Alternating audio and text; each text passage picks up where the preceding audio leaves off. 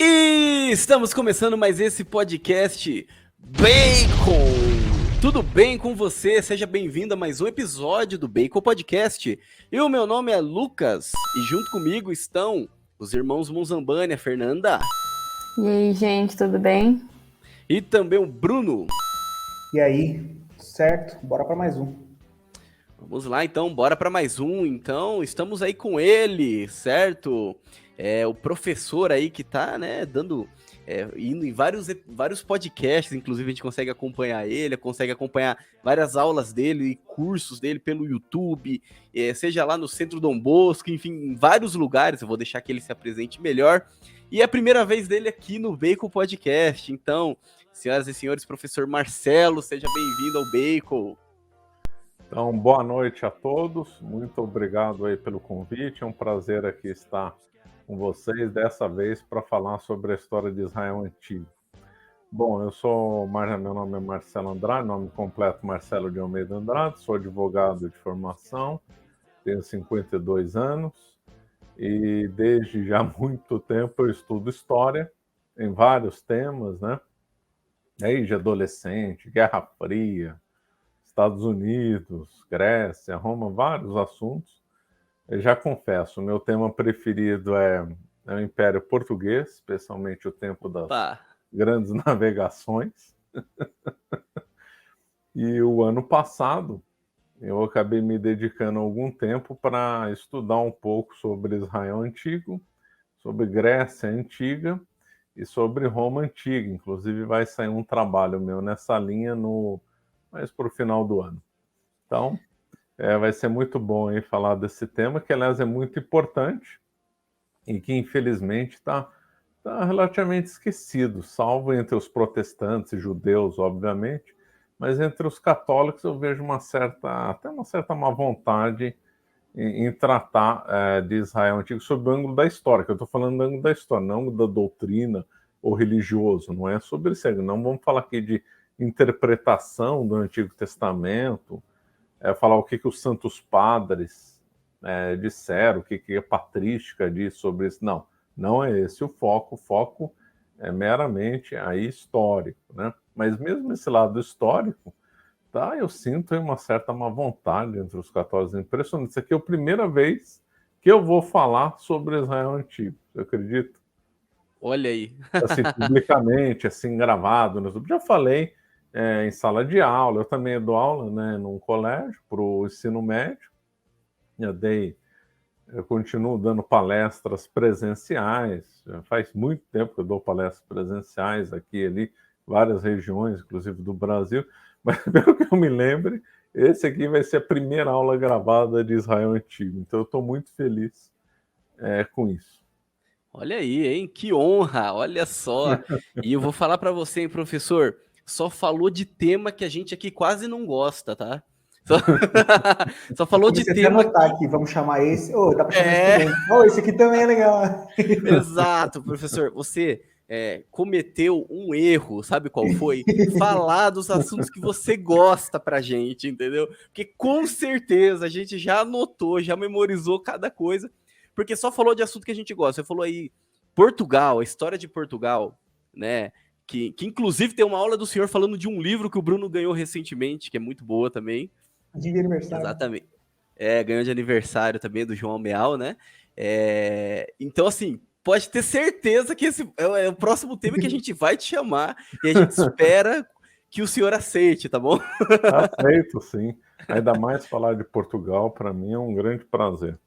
Inclusive, interessante, porque a gente já tem um tempo que a gente está falando sobre gravar sobre esse tema e a gente não consegue convidado. É verdade, né? E é um tema que a gente já está esperando há muito tempo. Fala, Bruno. Muito bom.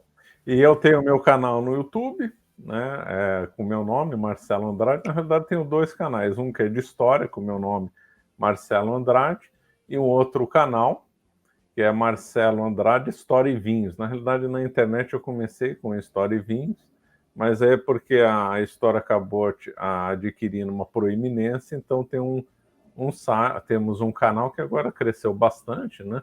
Estamos com mais de 50 mil inscritos, que eu trato só de história. E o meu outro canal, que é História e Vinhos, eu trato de alimentação e gastronomia, que é um outro tema que eu me interesso muito. Eu lancei um livro sobre a metafísica da gastronomia, né? Uma interpretação simbólica de alimentos e bebidas. Tem um curso também voltado sobre esse tema também. Mais temas aí, hein? Mais temas. Nossa, sim. Não, só que aí, se a gente for falar de gastronomia, eu vou ter que estar tomando um vinho aqui e tal. Não, tudo bem, pode ser presencial. A gente dá um jeito de gravar presencial, né? Já acompanho o seu trabalho, já sei como é bom, entendeu? E a intenção é chamar, inclusive, né, aproveitando aqui, né, não querendo prolongar demais, né, que tem gente que reclama, né, fica prolongando demais a apresentação, mas até sobre Guerra Fria, que é um outro assunto que não tem quase ninguém que fala sobre, e que é um assunto importantíssimo, né? Então, eu vejo um horizonte aí pela frente, né? Eu vejo um horizonte, assim, extenso pela frente aí, né? Mas, novamente, né? Então, falando, os links estão todos na descrição, tá bom? Para facilitar o caminho aí de vocês, meus caros ouvintes. Assim também como a nossa campanha do Apoia-se, apoia.se/Bacon Podcast. Então, se você quiser nos ajudar a manter esse podcast, a gente está desenvolvendo cada vez mais, deixando mais bonito, melhorando, né, em qualidade, em distribuição. Então, vai lá, então nos ajuda, e fica o nosso agradecimento aos nossos apoiadores, né, que ajudam a manter o sistema que nós utilizamos para transmissão, gravação, edição, enfim, fica o nosso agradecimento. Então, sem mais delongas, né? Muito bem, meus caros nerds dessa terra de Santa Cruz. Acompanhem mais esse episódio do Bacon Podcast.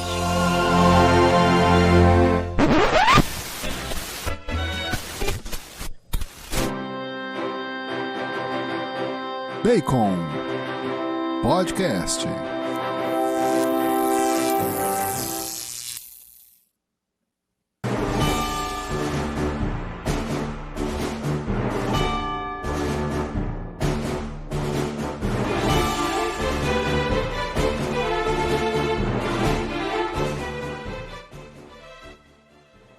Muito bem, Bruno, dê-nos então a sinopse desse episódio.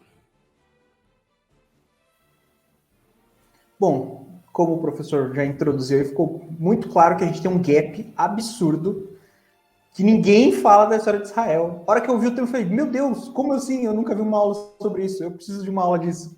Então, a gente está aqui na civilização ocidental, né? Os gregos, os romanos e os israelitas foram os responsáveis pela nossa cultura. A gente fala o tempo todo de Grécia, a gente já falou algumas vezes de Roma, a gente vê muita coisa sobre Roma, mas cadê a bendita história de Israel? Então vamos solucionar esse gap, vamos resolver esse problema e vamos, de fato, aprender tudo que é importante sobre a história de Israel hoje. É isso aí, né? E eu já quero começar aqui com uma pergunta aqui pro professor, até mesmo antes de entrar no conteúdo, inclusive de um comentário, né, que o próprio professor fez aí no início do podcast, e que era algo que eu já estava aqui como uma pergunta mesmo para fazer sobre isso, exatamente sobre isso. Professor, assim, não querendo também pegar de surpresa, tá bom? Mas por que a gente não vê tantos conteúdos no meio católico falando sobre a história de Israel, falando assim, aprofundando mais, por exemplo, no Antigo Testamento, não só na questão histórica, arqueológica, mas também bíblica, sabe? Por que a gente não tem tanta influência assim, né, nesse sentido? Por que a gente vê isso mais voltado ali no meio dos protestantes? E é claro, também a gente vê bastante isso também no meio dos judeus, né? Mas por que o católico não faz parte desse grupo, assim, de influência, né, nesse sentido? Então, não sei. Isso é uma constatação, é uma coisa que eu constatei, e eu acho que todo mundo pode averiguar isso, que é muito raro ter conteúdo disso.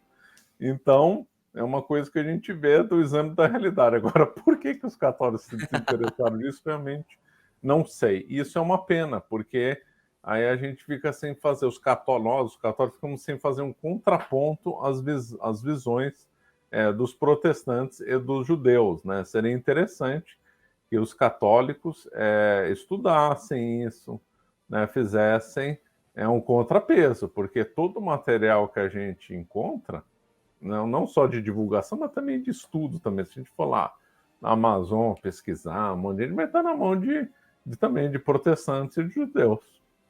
Claro que tem muita gente competente e tal, mas realmente está faltando, viu? Realmente está faltando. Se eu fosse dar sugestão para um católico aí que tenha interesse na área de história e queira pegar um ramo aí que ninguém explorou, tá aí. Israel Antigo. O problema é que vão pegar e vão fazer lançamento com isso, né? Vão criar uma sequência de live, vão fazer lançamento, né? E o conteúdo vai ficar ali, né? Somente para alguns, né? Tem que escrever Mas tá livro, aí, né? Tá aí uma dica, né? Para o pessoal mesmo, né? De estar estudando mais, de estar levantando mais essa questão. Porque realmente falta bastante, né? O que eu vejo muito, assim, muitos no meio evangélico, principalmente, né? Judeu não acompanho tanto, não, mas no meio evangélico tem pastores que são arqueólogos e que falam um monte de coisa. Exatamente. Tem muitos que falam muita besteira, tem muitos que falam coisa assim que tem sentido, né? Então acho que é um conteúdo aí que vale muito a pena abordar mais. É por isso que estamos falando disso também aqui no Bacon, né? Estamos, então, trazendo esse conteúdo de qualidade, né? Com o professor Marcelo Andrade, né, professor? Mas acho que tem um palpite sobre o porquê, tá? Dessa questão de por que os católicos não estudam. Mas é palpite, tá? Então eu posso falar um monte de besteira aqui. Se alguém souber, alguém for bom, me corrige depois qualquer coisa dos comentários aí. Mas, ao meu ver, por conta das diferenças culturais e rixas que ocorreram entre católicos e judeus, principalmente na Idade Média, você vai pegar ali o Reino de Castela, ou o próprio Reino Português, né? Os judeus foram expulsos muitas vezes desses reinos. A gente teve um período de disputas de poder entre judeus e católicos. Talvez isso tenha afastado um pouco os católicos do estudo mais histórico desse povo. Então, por conta dessa questão, imagino, tá? Que é completamente chute. Então, ao longo da história, a gente viu uma rivalidade relativamente grande entre católicos e judeus. Então, talvez por isso, tá? Mas é chute. Certo. Então, Bruno, aí desenvolve um negócio aí já nessa área. Mas é isso, então. Quem é bom. Exatamente. Então, professor, como a gente já trouxe você para falar sobre esse assunto, né? Então, vamos por onde começar, então, a falar sobre essa história fantástica, né? Que nós temos acesso, mas pouco buscamos conhecer, pouco buscamos estudar, pouco buscamos nos aprofundar. Então, as referências depois bibliográficas a gente coloca aí na descrição depois, né? Então, agora do ponto de vista histórico, normalmente se começa pelo crescente fértil, né? O crescente fértil leva esse nome porque parece uma lua em fase crescente, né? Nome muito feliz, né? Dado pelo historiador, agora esqueci o nome dele. E ele, então, desenvolveu isso, ele, então, deu esse nome de crescente fértil, conforme já falei, um nome muito feliz, né, onde está o Levante, né? O Levante é justamente o Oriente, onde o Sol se levanta, daí que é Oriente. Aliás, o termo orientar-se é Oriente também, que é onde o Sol se levanta, né? Normalmente o termo desorientar é o Ocidente, né? Curioso isso, as catedrais, igrejas, sempre tem que estar o altar virado para o Oriente. Então, a palavra orientação, ela é fascinante, porque ela remete ao nascer do sol, né? Justamente o Oriente, muito interessante, ao leste, né?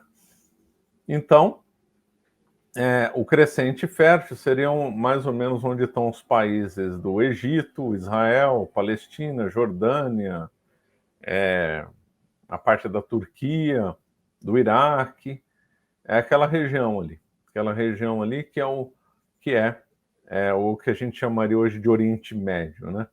Mas que pega uma parte da África também, que seria o Egito, o Oriente Próximo, que seria a Turquia, né? Seria o que a gente chamaria de Oriente Médio. Mas a área geográfica é menor do que o que a gente chama de Oriente Médio hoje, né? Então, esse crescente fértil leva o nome de fértil porque é associado a rios, né? Então, tem o rio Nilo, que serviu ao Egito Antigo, tem o rio Tigres e Eufrates, e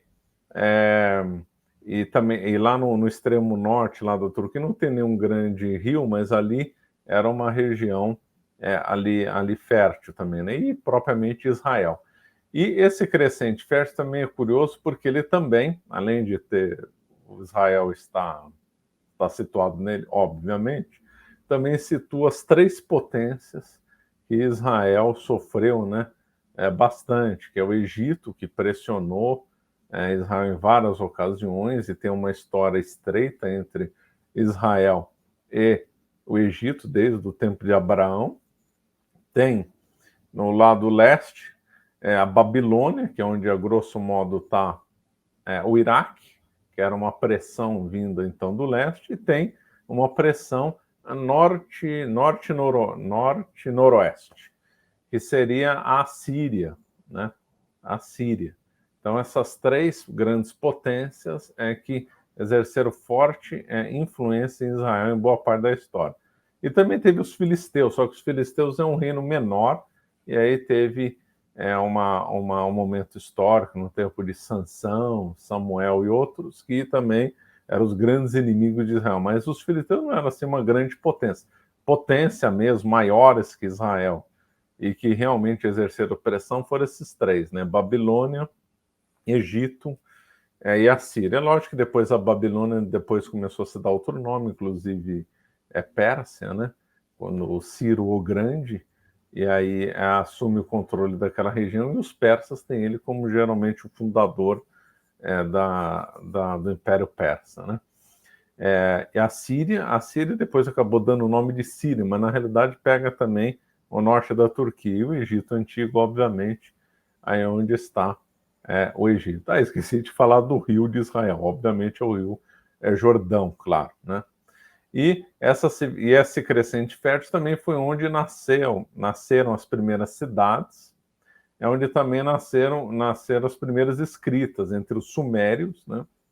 Que era justamente ali no Tigre e Eufrates, né? Essas três civilizações que eu falei foram as principais, óbvio. Teve outras civilizações, os Medos, os Sumérios, etc. Falei de esses três que se destacam aí mais na história. Depois teve a invasão dos gregos, invasão dos romanos, obviamente, né? Aqui é só para dar uma visão geral, não vamos entrar aqui em detalhes. Então, justamente ali na região do Tigres e Eufrates, no tempo lá dos Sumérios, havia uma cidade muito importante, que é chamada Ur, né? Ur dos Caldeus, também era chamado de Caldeia ou dos Caldeus, né? Esse termo associar um lugar a um povo, eu acho muito interessante, por várias razões que nem vou me estender, também se falava isso, em vez de falar rei da França, rei dos francos, né? Então esse é um termo antigo que eu acho muito interessante, porque se associa o rei a um povo e não uma realidade geográfica e material, que ela fica mais certo, inclusive do ponto de vista assim, católico e feudal, dizer rei de um povo e não rei de uma designação geográfica. Bom, mas isso é outra história. Então, para a nossa história, então, essa cidade então, de Ur, ela chegou a ser uma das maiores do mundo. Por volta do ano 2000, anos antes de Cristo, ela tinha uma população de 60 mil habitantes. Então, Ur não era assim uma cidade esquecida, uma cidadezinha assim de menor importância. Não, ela era então uma cidade importante. E lá, então, vivia Abraão e sua família. Deixa eu só desligar aqui, esses apitos chatos. E aí, então, lá vivia Abraão e sua família. E Deus acabou chamando Abraão para sair dessa terra, que era o lugar mais próspero, né, que havia conhecido. Não havia região mais próxima, havia outras cidades ali, numa região muito fértil, havia comércio, havia cidade, havia pastores, havia agricultura, tudo. Então, Deus o chamou, né? Falando para ele, sai da sua terra, farei de ti um grande povo, te abençoarei e engrandecerei o seu nome. aqui já começa aí uma coisa interessante. Então, Abraão sai do conforto de um lugar importante para ir para um lugar que era bem um lugar totalmente secundário, que era Canaã, né? Canaã lá na Palestina, cuja origem do nome ninguém sabe até hoje. Então já começa a fé de Abraão, que está lá no conforto e vai para um lugar desconhecido, e naquela época as estradas eram perigosíssimas, sempre assaltadas com bandidos, mesmo que naquela época os impérios lutavam entre si, vai que está andando lá no meio da estrada, é no momento de uma invasão. Então andar em estrada antigamente era correr risco de vida dependendo da estrada, e esse foi o caso. Então saiu lá Abraão e foi em direção, então, à terra que Deus prometeu para ele. Ele passou por vários locais, passou por Betel, e ele era idoso, hein? A Bíblia diz que ele tinha 75 anos, né, de idade. Naquela época se vivia, segundo a Bíblia, datações da Bíblia, né, se vivia mais, mas mesmo assim, ele não era assim, um mocinho, né? E aí, então, ele fugiu, inclusive com Ló, né, que era o sobrinho dele. Curiosamente, lá na Bíblia está escrito que Ló é irmão, né? É porque esses termos que a gente tem uma visão errada das designações de línguas antigas que não eram tão precisas como hoje. Lógico, à medida que a civilização vai progredindo e a língua vai enriquecendo com outras influências e sistematizando mais e detalhando mais, a gente faz na nossa uma clara divisão entre filho, irmão e sobrinho, e lá não, né? Então havia uma mesma palavra, às vezes, para designar outras coisas, né? E aí, então, o Abraão e o Ló fazem várias, né, eles entram em várias confusões. Tem o caso famoso de Sodoma e Gomorra, né, no qual a esposa de Ló, então, vira uma estátua de sal, né? E também é o caso dos anjos lá. Bom, eu não vou me adentrar porque aqui é uma nossa visão, mas já uma visão geral, né? Mas já nesse começo nós vemos que é cheio de aventuras que acontecem por lá, né? E Abraão vai para o Egito, né? Ele chega, vai para o Egito.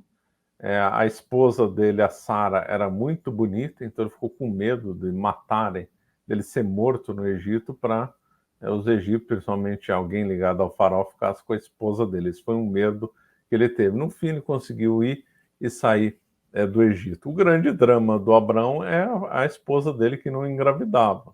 Mas aí depois, com o tempo, ela engravidou, ele teve um outro filho com a escrava de Sara, que era Agar, né, chamada Agar egípcia. Naquela época era um hábito que tinha escravidão, obviamente. Lembrando que a escravidão, no tempo antigo, entre os israelitas, era muito melhor que a escravidão com outros povos antigos, né? Justamente que era o povo eleito e o povo assistido por Deus. E um hábito que havia lá naquele tempo era que a escrava das mulheres, quando essas mulheres não conseguiam ter filho, elas então entregavam para o esposo para que pudesse gerar uma descendência. Isso era uma coisa vital naquela época.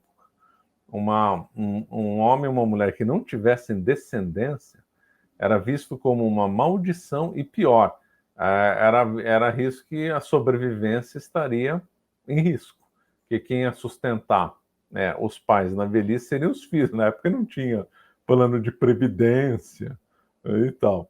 E depois eram épocas difíceis, conforme eu falei, com muita violência, estradas complicadas. Então, se você não tivesse filhos jovens para protegerem, se os pais não tivessem filhos jovens para os proteger, eles iam morrer. Iam morrer num assalto, iam morrer de fome, iam morrer abandonados. Então, a garantia para a velhice era ter filho. Então, daí que Abraão ficou, então, muito preocupado com isso. Mas ele teve um filho com Agar, que era o Ismael, depois teve os atritos da Agar e disso não vem ao caso, mas aí depois ele teve, então, o Isaac, né? que o nome Abraão depois foi acrescentado um A, né? Sarai, na realidade, virou Sara, e Abrão virou Abraão, né? Então, e por causa de firmar-se, né, aliança com Abraão, né? Então, Isaac, então, foi o filho, então, também chamado filho da promessa, né? Então, e aí tem aquele episódio, um dos episódios mais marcantes do Antigo Testamento, é quando é pedido a Abraão que ele sacrificasse seu único filho. E aí, na hora H, o sacrifício é interrompido. Deus, então, diz que não quer esse sacrifício. Essa visão do que não foi sacrificado, obviamente, mas isso gera algumas questões, né? A primeira é que poderiam falar imediatamente, isso é um sinal, né, uma representação, um símbolo de Cristo. Verdade, tudo que acontece no Antigo Testamento prepara a vinda do Messias, que é Cristo. Cristo é o novo Adão, Cristo é o novo Moisés, e tem muita correspondência, por exemplo, o José do Antigo Egito, o José do Antigo Testamento com o José do Novo, então toda uma correspondência. Óbvio que o Isaac faria essa correspondência com Cristo, já que Cristo foi crucificado e sacrificado. Mas há uma outra questão interessante, que é pouco abordada, que naquela época havia muito sacrifício humano, né? Essa é uma coisa que a historiografia gosta de omitir por causa daquela visão do Rousseau, do bom selvagem, que toda cultura é boa, que então a igreja que é malvada, a civilização ocidental que é malvada, todo mundo vivia em harmonia, era tudo lindo e perfeito. Não era.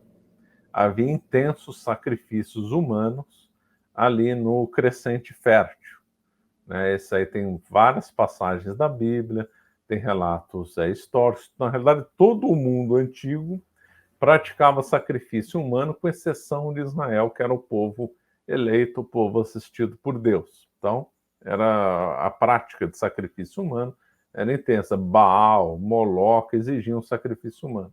No começo do Império Romano havia sacrifício humano. No começo do desenvolvimento das cidades gregas também havia sacrifício humano. Há várias provas em relação a isso, não vou comentar para não me alongar. Mas então todo mundo, no Japão teve sacrifício humano, na China teve sacrifício humano, em todo lugar tinha sacrifício humano, era uma exceção não ter. E uma coisa que era muito comum era os pais, principalmente aqueles que almejavam ter algum poder, sacrificar o filho mais velho, né? Aliás, o termo filho mais velho e primogênito era igual antigamente, né? Sacrificar o filho mais velho. Inclusive na África, até no século XIX também tinha esse hábito. Diziam até que o Idi Amin Dada, que foi o ditador lá de Uganda, teria sacrificado o filho dele para manter o poder. Então o hábito de sacrificar filho, em especial o mais velho, era assim uma coisa que existia. E quando isso foi exigido, quando foi pedido a Abraão que ele sacrificasse o filho, ele então pode ter surgido na cabeça dele, esse Deus que eu estou servindo é igual aos outros deuses. Esses outros deuses são demônios, obviamente, que também exigem sacrifício humano. E aí quando Deus suspende essa ideia de sacrifício, e nunca vai exigir sacrifício de nenhum povo que o serve, o único sacrifício que foi feito foi do filho dele, ele mesmo, né? Jesus Cristo, foi o único sacrifício que Deus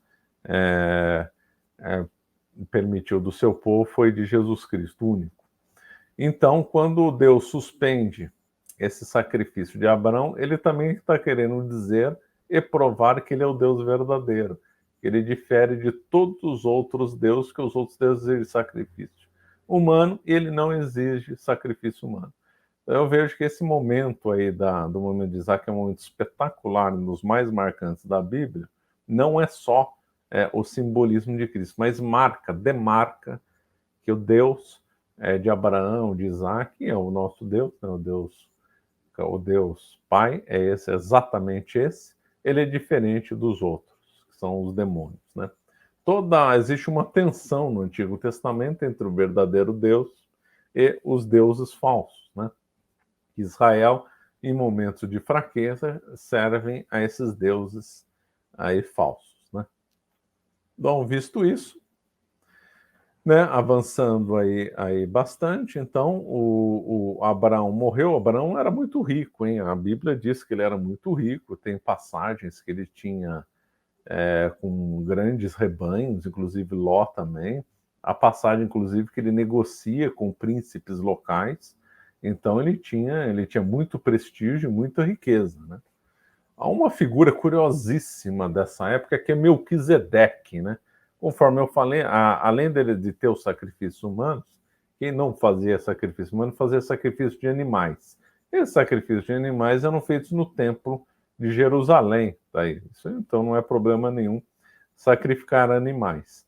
Mas o que é curioso em Melquisedeque é que Melquisedeque fazia, sacrifício com pão e vinho, né? Então, por isso que ele está, Melquisedeque está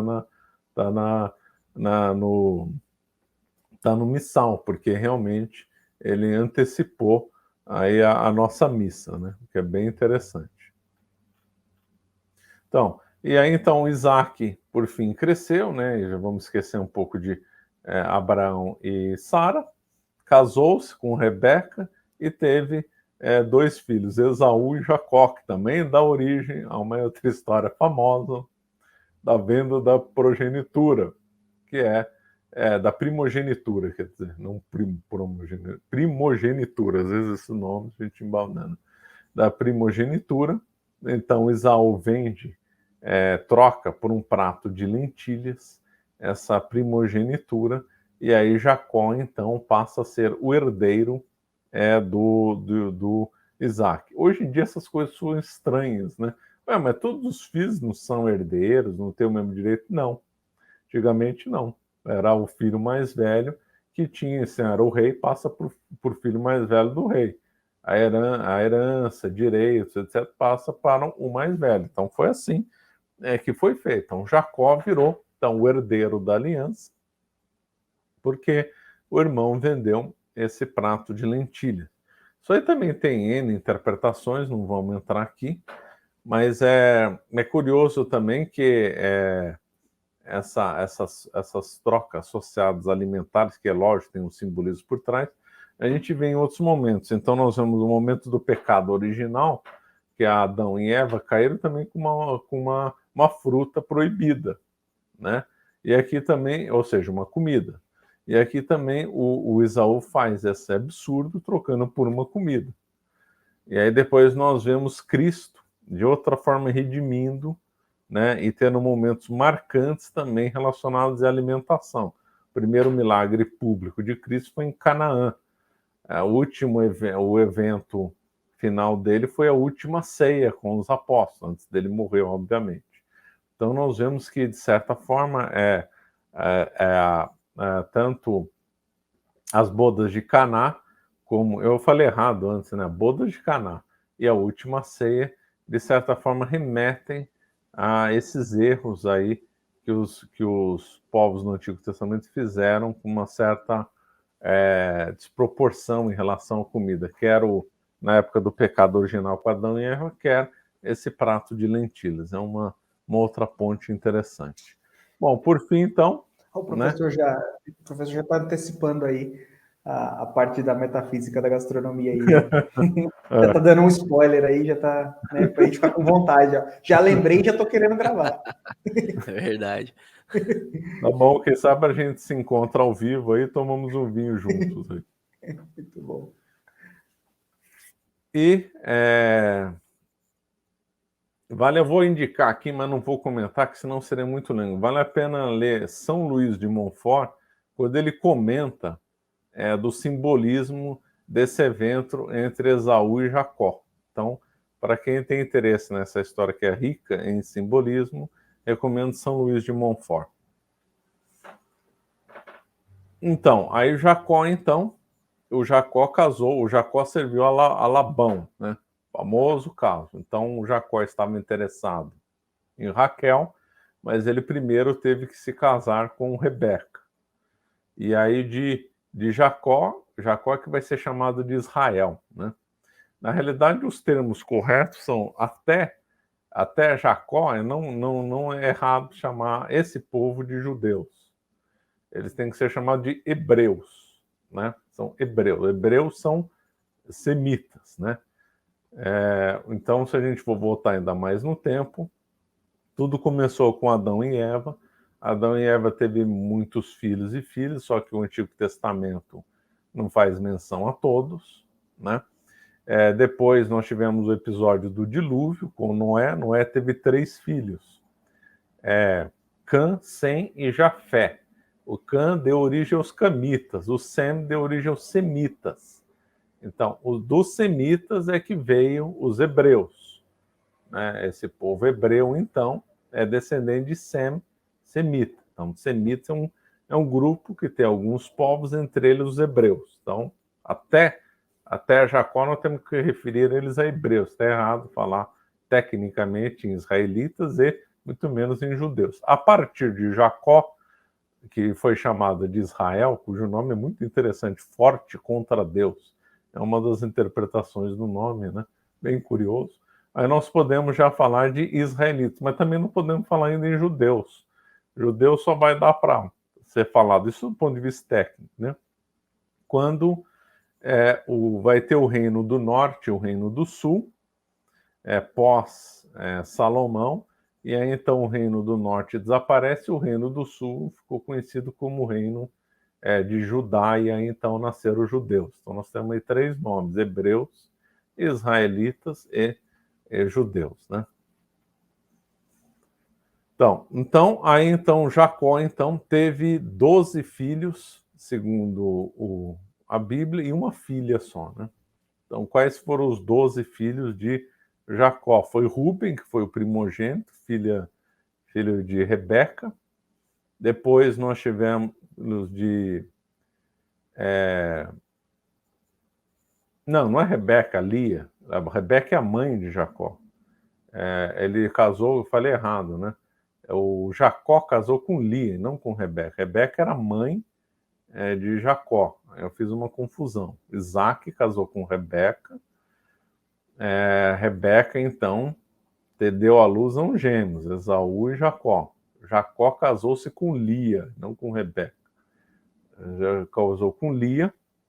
Ele trabalhava para Labão. Aliás, tem o poema, né, do Petrarca e o poema do Camões. Depois, quem tiver curiosidade, o Camões se inspirou no Petrarca, né? É quase o mesmo, chega a ser quase um plágio. Então, o Jacó, então, ele teve 2 esposas, Lia e Raquel. E, então, o Rúben, que era o primogênito de Jacó, era filho da Lia. Depois ele teve Simeão, filho da Lia, Levi, filho da Lia, Judá. Judá, então, que deu nome, origem aos judeus, é o 4º filho de Jacó, também filho de Lia. Levi é que vai dar origem aos levitas, que é a tribo sacerdotal. Então, os 12 filhos de Jacó vão dar origem às 12 tribos de Israel, né? Rúben, o primogênito, Simeão, Levi vai dar os levitas, e Judá vai gerar os judeus, né? E vai ser associado à figura de leão, daí leão de Judá, né? Depois, o 5º filho era Dan, que é nascido da Bila. Bila é escrava de Raquel. Lembra quando eu falei aquele hábito da esposa entregar a escrava? Então, aconteceu isso com Bila. Então, Bila foi mãe, né, de Dan. Mas quem tomava o filho não era a escrava, era a dona da escrava.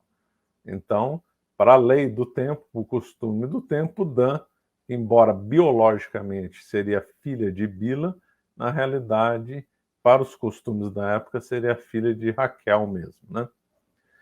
Então, aí depois Naphtali, também filho de Bila. Gad, filha de Zilpa, que era escrava de Lia. Depois Asser, filho de Zilpa, escrava de Lia. Depois Isacar, filho de Lia. Zebulon, filho de Lia. Diná. Diná é a única filha, né, citada no Antigo Testamento, que é a única filha de Jacó citada, né? E aí poderiam perguntar, filho biológico da Raquel nunca vai ter, que era a esposa preferida de Jacó? foram exatamente os dois últimos. José, que é a grande figura simplesmente espetacular, e depois o Benjamim. E a Raquel morre no parto, né? E aí tem aquela história bonita, porque a Raquel deu o nome do filho de Ben-Oni, que significa filho da minha dor, mas olha que bonito, mas Jacó mudou o nome para Benjamim, que significa filho da minha mão direita. Filho da minha mão direita significa filho querido, né? Ben é filho, né? Então é muito bonita essa mudança de nome, de filho da minha dor para filho da minha mão direita, né? Então José e Benjamim, na realidade, eram os filhos preferidos de Jacó. E os irmãos, movidos por inveja do pai, venderam José como escravo no Egito.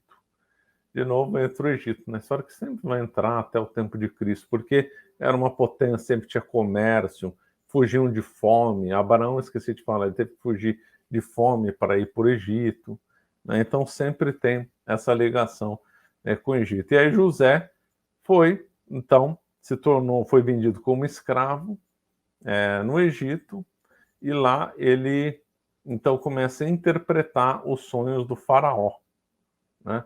Por quê? Como é que ele foi aparecer? Se ele era houve uma intriga, ele acabou indo para a prisão, e nessa prisão foi preso também o copeiro do faraó. E aí o copeiro do faraó viu que o José era assim uma pessoa assim diferente, que conseguia interpretar sonhos, que era muito inteligente, muito capaz, etc. Esse copeiro ficou livre, foi lá para o faraó passou por um momento de dificuldade, sonhando coisas estranhas, e aí o copeiro lembrou-se do José, que falou, tinha um fulano lá que interpretava bem sonho, que era muito inteligente e tal. O faraó chamou ele, todas as interpretações deram certo, e o José, então, se tornou, na realidade, o número 2 do Egito, se tornou um administrador muito competente, inteligente, virtuoso, honesto. É uma das grandes figuras do Antigo Testamento, sem dúvida nenhuma, é José. Uma história muito bonita. Inclusive, né, professor, para quem não conhece, né, buscar conhecer a história, que é uma das histórias mais bonitas, assim mesmo, do Antigo Testamento, uma das histórias mais bonitas, assim, também representando a questão da providência divina, providência que a gente sempre comenta aqui também, né, a providência que sempre age mesmo na história do povo de Israel, na história do povo escolhido, no cristianismo, né, enfim, na história da Igreja Católica, a providência sempre agindo, e a gente sempre gosta muito de comentar sobre a forma que o próprio Tolkien, né, o autor do Senhor dos Anéis, também gosta de abordar a questão da providência, né. Então, a história de José do Egito é a história da providência, assim, como que Deus age através mesmo das coisas ruins, né, e tudo tem um propósito, tudo tem... Deus, ele acaba tendo um plano para as coisas, né, e nada foge do plano dele, né, isso é muito bonito. Bastante. O José, o senhor dele chama Potifar, e a esposa do Potifar que acusou injustamente José de fazer uma malvadeza, né? E aí, então, daí ficou uma expressão, né? No português antigo se usava, né? Quando se queria acusar uma mulher de ser malvada, se falava a esposa de Potifar. Daí vem a expressão, né? A mulher de Potifar. Então, ele começou a interpretar os sonhos e ficou próximo do faraó. Então, ele mandava lá. E aí, o que aconteceu? Os outros filhos de Jacó estava situado, então, lá nas terras, se tornou próximo, sempre comércio no Egito, e aí foram negociar com quem? Com o José. E o José os reconheceu, mas ele não reconheceu, os irmãos dele não o reconheceram. E aí o José simulou, né, que tinham roubado dele e tal, exigiu Benjamim, teve toda aquela confusão, né, e tal. Não vou aqui me alongar, né, é uma coisa, mas no final ele se apresenta, o José se revela para os irmãos, não se vinga dos irmãos, e manda então todo mundo vir da Palestina, então, de Israel, melhor dizendo, né, terra de Israel, para o Egito. Então, na realidade, a mudança das 12 tribos, dos filhos, né, melhor dizendo, dos outros filhos, suas esposas, escravos e tudo que pertenciam de Israel para o Egito foi feito porque José mandava lá no Egito. Falou, podem vir, que aqui eu dou proteção e tal. E aqui, então, podem viver aqui, que é mais próspero, etc. e tal. Por causa do Nilo, né? O Nilo é muito fértil, né? Então, a seca ali era mais próspera, então era mais conveniente para as pessoas morarem lá. E aí, então, durante muito... Aí, que datas que nós estamos falando? Eu esqueci de data. Abraão, mais ou menos 1.800 anos antes de Cristo. Ninguém sabe as datas exatas, mas é mais ou menos isso. E durante quantos anos eles ficaram no Egito? Também ninguém sabe, talvez 300, 400 anos eles moraram lá no Egito, né? Só que aí, com o tempo eles cresceram, né? Mas sempre os israelitas não perderam a memória dos seus antepassados. Então, a figura das tribos ficou, né? A figura das tribos ficou. Então, eles se reconheciam como um povo unido, mas dividido em 12 tribos. E aí, lá no Egito, então, depois, essa vida livre que eles tinham no Egito começou a ser ameaçada, muito tempo depois, né? O faraó, inclusive, mandou matar, né, todos... Não é que mandou matar, mandou lançar no rio os recém-nascidos. E um deles foi o Moisés. Só que o Moisés foi resgatado pela filha do faraó, né? Ele foi resgatado da morte num cesto, boiando no rio Nilo. Essa é a história que você conhece. E aí, então, ele foi criado pela filha do faraó. Só que aí depois os hebreus começaram a ser maltratados, né? Acho que a Bíblia usa uma expressão: o faraó não mais os reconheciam, não mais foram reconhecidos. Ou seja, os hebreus passaram a ser tratados, então, até como escravos lá no Egito. E aí o Moisés se envolve lá numa disputa, defendendo um hebreu contra os egípcios, e ele tem que fugir, né? Ele tem que fugir. E aí depois ele fica ciente da sua missão, ele e o irmão, né, Arão. Moisés tinha 80 anos e Arão 83. E aí o Moisés vai fazer uma série de pede audiência para o faraó. Vai ser feito um desafio, aliás, muito curioso, que é da vara, né, de Moisés, né? Então, há um desafio, então, entre os sacerdotes do faraó e de Moisés. Esse episódio é interessantíssimo. Por quê? Porque o Moisés transformou uma vara numa serpente. Só que os sacerdotes também conseguiram fazer isso. Ué, como é que os sacerdotes conseguiram fazer isso? Moisés está explicado, porque Moisés servia o Deus verdadeiro. E como é que os outros sacerdotes conseguiram fazer? Conseguiram fazer porque o demônio tem muito poder, né?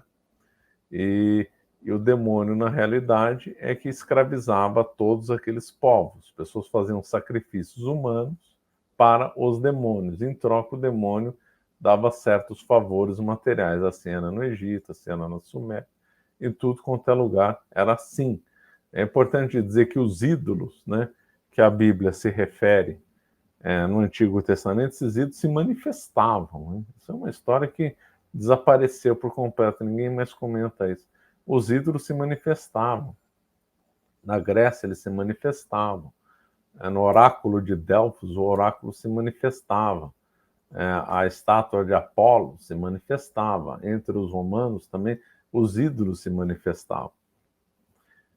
E no Egito também. Então, se diziam, por exemplo, que múmias podiam falar e que gatos falavam. Daí a adoração de gatos pelo Egito. Tem a história que os egípcios acreditam os gatos por causa de salvar da peste, porém, tem a outra versão de que, na realidade, os gatos se manifestavam também, né, por causa de um poder diabólico. Então, o demônio tem poder, o demônio se manifestava por meio dos ídolos. Então, o que a Bíblia condena é ídolo e não imagem. O problema é que, às vezes, um termo é usado como outro, né? Então, Essa é uma confusão que os protestantes não aprenderam e ficam acusando os católicos de adorar ídolos. Ninguém adora ídolo entre os católicos. A gente nem adoramos imagens também. Nem uma imagem não é proibida. O que é proibido é ídolo.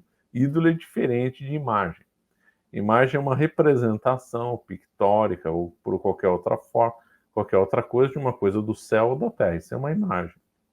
Uma representação de alguma coisa real. A gente faz imagem de santos, própria nossa imagem está na carteira de identidade, no RG.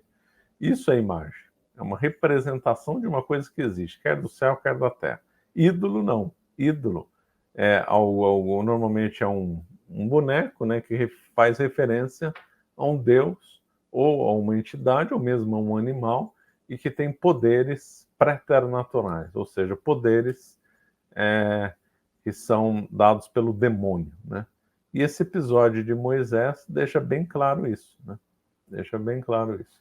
Se a gente ler a Bíblia, fica claríssimo a diferença entre ídolo e imagem. E aí você vê os protestantes lê a Bíblia e não entende nada.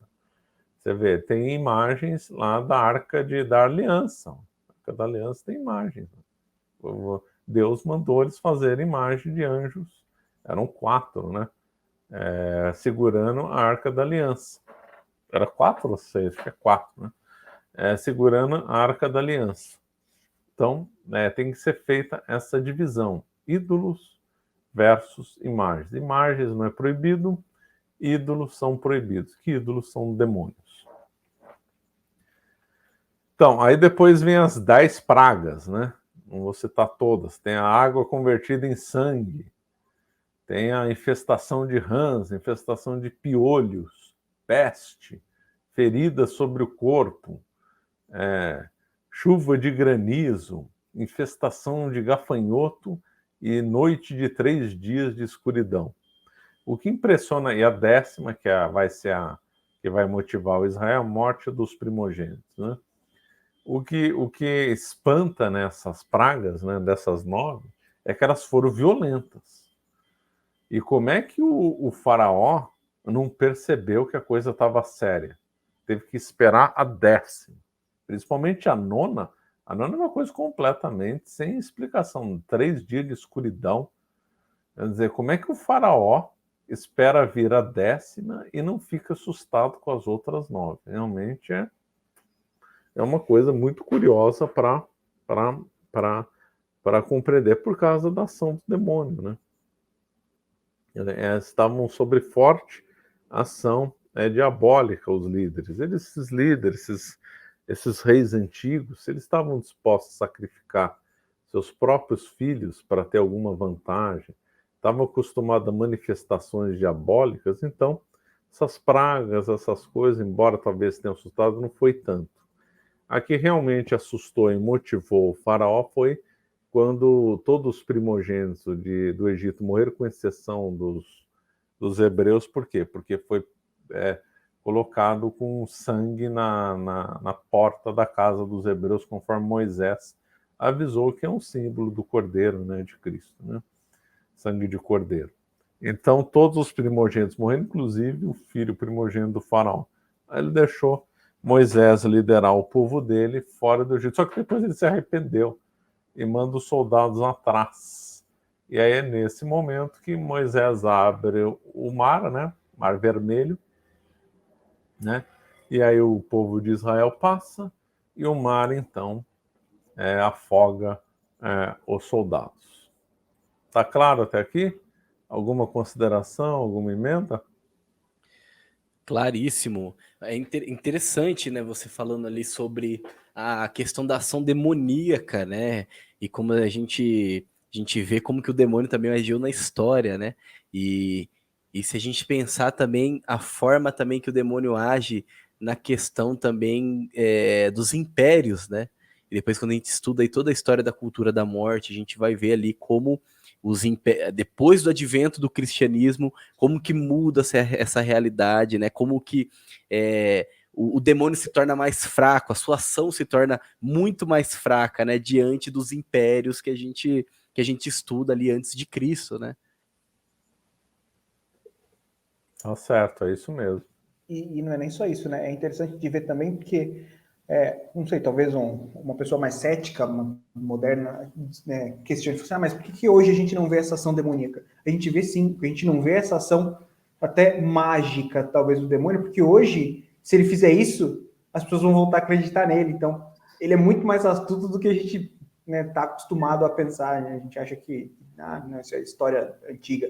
Mas, assim, hoje ele está agindo talvez até mais, ou da mesma forma, enfim, ele continua agindo, mas de tal forma em que ele não se atrapalha, né? Ele mudou a estratégia, né? Conforme a o tempo, ele estratégia mudou a é não estratégia. ser conhecido, né? Melhor. Ninguém O C.S. acredita, é Lewis, ele melhor. fala isso, né, no Cartas de um Diabo ao Seu Aprendiz, ele comenta exatamente isso, que ele não pode fazer grandes coisas, porque senão vão acreditar, e se acreditarem nele, vão acreditar em Deus, e sucessivamente. É interessante porque o professor, ele deu um resumo. Uhum. É interessante que o professor deu um resumo rápido, né, até agora da história, e ele só tá no Gênesis, né, então, para quem não teve oportunidade ainda de ler, infelizmente entre os católicos também não é muito comum pegar e estudar e ler a Bíblia, e é uma coisa que é muito importante, que ajuda bastante. Então, tudo isso está narrado apenas no primeiro livro da Bíblia, a gente nem saiu dele Exatamente, eu ainda. esqueci de falar, isso aí está tudo no Gênesis, né? Os 5 primeiros livros da Bíblia é chamado de Pentateuco, entre os judeus de Torá. Né? Então aí nós temos Gênesis, o Êxodo, o Deuteronômio, Números e o Levítico. Então esses 5 livros formam o Pentateuco, que o que eu estou narrando aqui está no Gênesis. Então o Gênesis ele começa desde da criação, quando Deus então criou o céu e a terra, tem a narração, que ele descansa lá e tal. No 7º dia, na realidade, o termo descansar não é, né? Descansar no sentido Deus não descansa. Foi usada uma palavra no sentido humano. Então ali está todo o relato da criação do homem, o pecado original e tudo, né? Que a nossa história, o tema da aula é a história de Israel, não a história da Bíblia, né? Mas talvez teria sido importante ter falado isso no começo, né? Foi uma falha minha. Que aí senão a pessoa poderia entender, mas de onde que veio Abraão? Ele era hebreu, o que significa hebreu? Aí por isso que eu fiz uma coisa anterior. A Torre de Babel também está no Gênesis, que é um assunto muito interessante que ninguém, às vezes as pessoas esquecem de comentar, que é muito simbólico, né, o termo de Torre de Babel, né? Então aquelas figuras que viveram mais de 900 anos, como Matusalém, e outros, estão todos ali no Gênesis, né? Todos no Gênesis. O dilúvio está lá no Gênesis. A partir do Êxodo, obviamente, é que se vai mudar então o livro, e aí muda um outro capítulo aí da história. E aí Moisés, então, liderou o povo, então, rumo à Terra Prometida. Ao contrário do que às vezes as pessoas podem pensar, né? Hoje é tudo rápido, estrada e tal, né? Aí poderiam pensar, quanto tempo ele demorou de sair do Egito e chegar à Terra Prometida? A gente do século 21 falando assim, demorou o quê? 3 dias, uma semana, vai um mês no máximo. Não, eles ficaram 40 anos no deserto. Na realidade, a península do Sinai ela é meio triangular, né? E o Monte Sinai fica no sul dessa península. Então, Moisés, na realidade, ele ficou circundando por várias questões, disputas internas, medos de invasões, e também por causa dos planos de Deus, porque Deus quis dar as tábuas da lei, né, os famosos 10 mandamentos, para Moisés, lá no Monte Sinai. Então, tudo isso está dentro dos planos de Deus, e, aliás, esses 40 anos vai fazer menção aos 40 dias de Cristo, tudo vai fazer a menção, né? E depois dessa geração, antes que eu esqueça de falar, desses 40 anos, só 2 pessoas entraram na Terra Santa, né? Só Josué e Arão. Mesmo Moisés viu, mas não entrou, ele também foi punido. Então, de toda a geração que andou no deserto, só 2 entraram, Josué e Arão. Nem Moisés entrou, Moisés acabou sendo punido. Então, aí foi nesse período que teve o maná do céu, então eles foram alimentados com o maná do céu, Deus deu, então, uma assistência direta para Moisés. O Moisés recebeu as tábuas da lei e os israelitas, né, cometem então uma grande traição com Deus, que foi o exemplo do bezerro de ouro. Então, eles então moldaram um bezerro de ouro com os israelitas. Então, tinham muitos que tinham riquezas lá no Egito, que elas próprias que eram tribos ricas, né? Porque levaram consigo o ouro. Então, na realidade, eles fundiram o ouro e fizeram então um bezerro de ouro. Agora, por que fizeram um bezerro de ouro, né? Porque são coisas que, se a gente não volta àquela questão do ídolo, fica sem sentido. Então, você tem lá as tribos andando no deserto com um líder.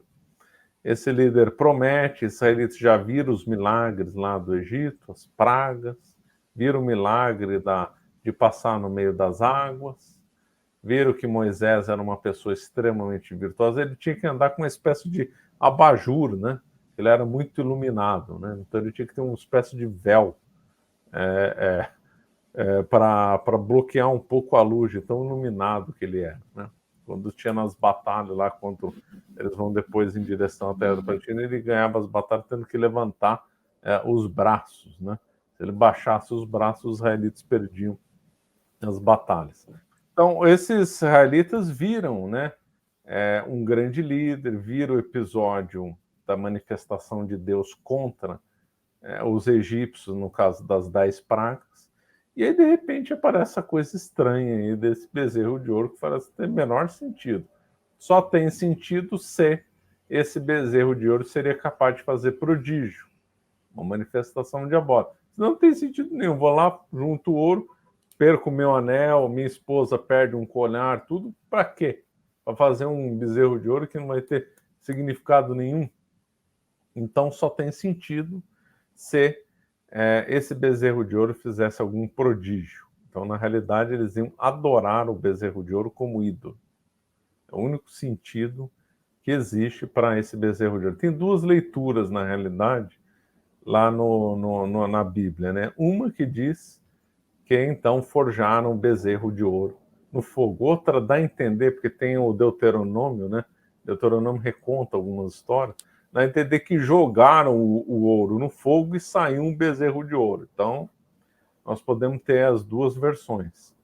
Aí sim, explica por que esse povo, então, resolveu fazer um bezerro de ouro, porque queriam adorar, então, o ídolo, e esse ídolo seria capaz de fazer prodígios e supostamente ajudar as 12 tribos de Israel.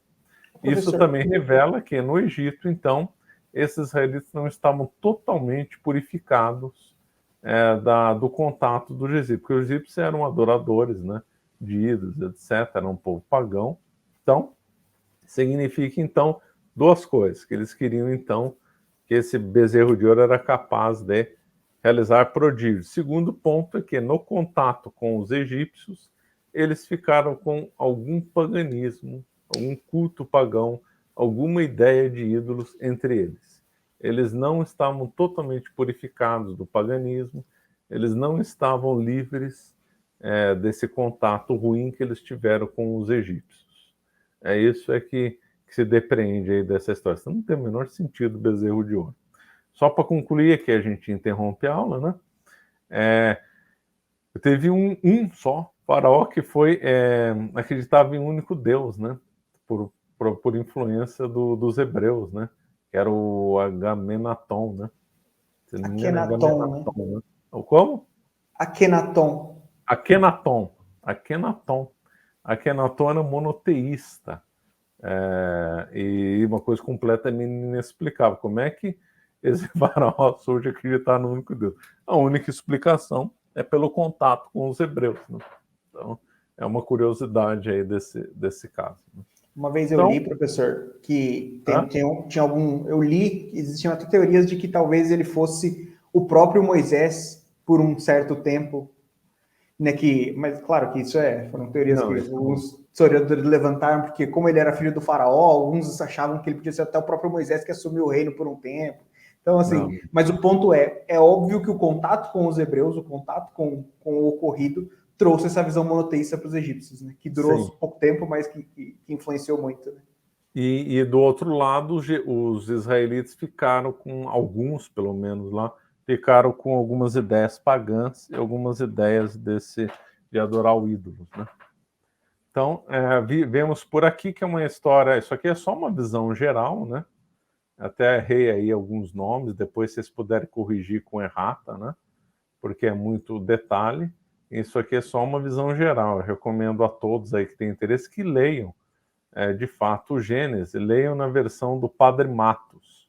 A melhor Vulgata está traduzida para o português, a melhor Bíblia em português, pelo menos recomendado pela maioria dos padres bons, uma coisa que vem desde os anos 30, 40 no Brasil, é a Bíblia do Padre Matos, que não tem compra, ela foi reeditada. Antigamente não, até coisa de 10 anos atrás, se chegasse num sebo comprar uma Bíblia do Padre Matos, você ia pagar 400, 300 reais, era uma fortuna. Hoje reeditaram a Bíblia do Padre Matos, então é fácil, e tem online também a Bíblia do Padre Matos, está online de graça. Então não é desculpa para aqueles que não queiram ler. Então já leiam ali o Gênesis, vejam que história muito bonita é essa daí do povo eleito, né? Então nós paramos justamente aqui no ponto do bezerro de ouro, para aí na próxima live a gente continua a partir desse ponto, então. Se isso aí. fazer alguma pergunta, comentário? Tem alguma Não, pergunta?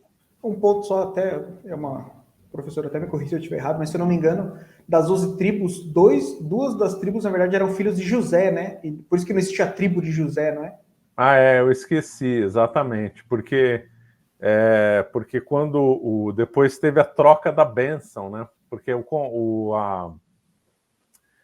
quando o José estava lá no Egito, ele teve o reencontro com o pai, né? Que, aliás, é muito bonito lá na Bíblia. Sim. E aí, com uma coisa, numa menção a Esaú e Jacó, o Jacó estava velho, né? E ele troca a mão, né? Inclusive tem um quadro muito bonito, não sei de que pintor que foi, esqueci o nome do pintor, que mostra ele abençoando o trocado, né? Então ele abençoou um em vez de outro. E aí era Manassés e o outro filho, como é que ele chamava? Manassés e... Como é que era o nome dele mesmo? Manassés e... Nossa, tô com memória ruim aqui. Efraim.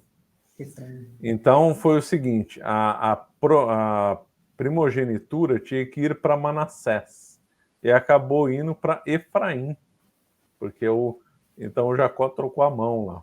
Então, na realidade, tem razão. Essas 12 tribos vieram 13, né? Sim, a Levi não conta porque era tribo sacerdotal, né? Não... Era tribo sacerdotal, não conta porque, inclusive, eles não tinham direito à terra, né?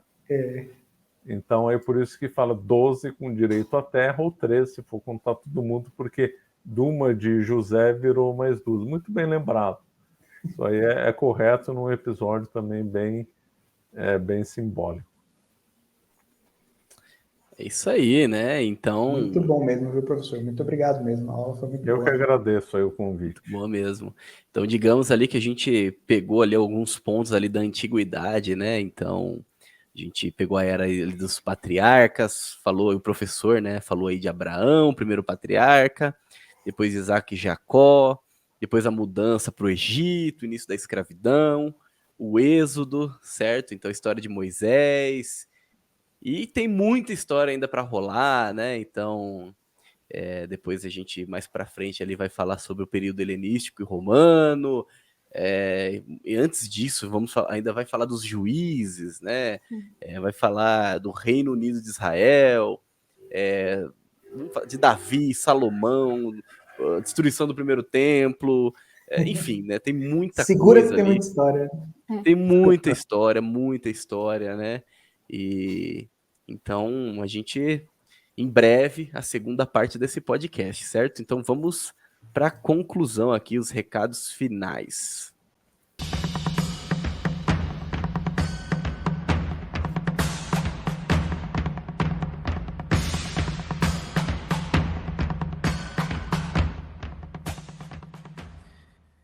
Muito bem, então, concluindo aí mais um episódio do Bacon Podcast, tivemos a honra aí da presença do professor Marcelo, que nos deu uma aula, então, né, sobre a história de Israel, primeira parte, tá, gente?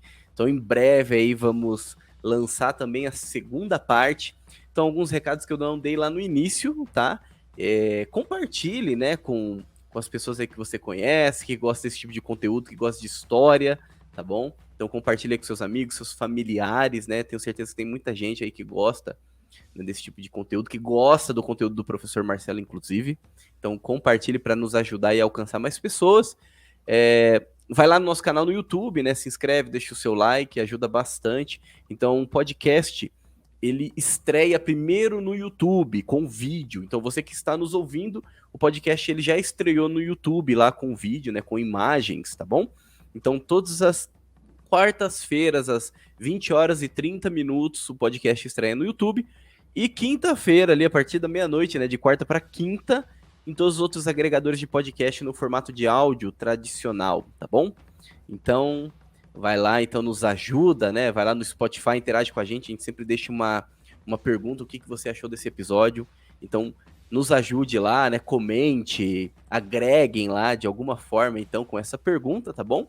E também, se você quiser colocar aí, expor, né, alguma dúvida para o professor, acessa aí, então, o nosso chat, né, no YouTube, ou também os comentários no YouTube. Então vai lá, né, e comenta se surgiu alguma dúvida, que daí, quem sabe, no próximo episódio, no início, o professor não pode estar respondendo, tá bom? A gente não garante que vai responder todas, mas aquilo que estiver dentro do assunto, dentro do conteúdo, tá bom? E se o tempo também permitir, tá bom? Perfeito. Professor, muito obrigado pela sua presença. É uma alegria mesmo ter aí essa aula, né? Então, esse conteúdo no nosso podcast. Então, muito obrigado mesmo, tá bom? E a gente já te espera já para segunda parte e para outros temas ali que virão, hein? Tá ótimo. Eu que agradeço aí o convite e espero ter sido útil. Seja sempre bem-vindo, tá bom? Tá bom. Obrigado. Então. Obrigado. Tchau, tchau. E agradeço você também que nos acompanhou até esse momento. Fique com Deus e que a força do bacon esteja com você.